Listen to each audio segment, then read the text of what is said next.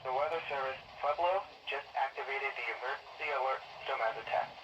Warning alarms on weather radio station WXM 52, WW44, WNG 59, KJY 81, WW23, WXM 54, WXM 56, KWN 60, and WNG 664 have also been activated as tests.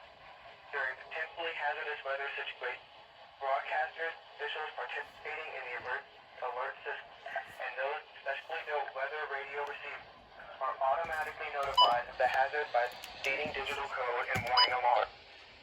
Tests with the digital code and warning alarm are normally conducted by the National Weather Service every Wednesday between 11 and noon. If hazardous weather threatens the near normal test time, the test is postponed to the first good weather day. The digital code and warning alarm will be activated selected watches mornings affecting South Central and Southeast Colorado.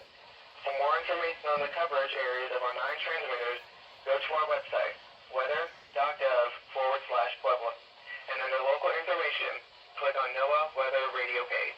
This concludes the weekly test. We now return to the normal programming.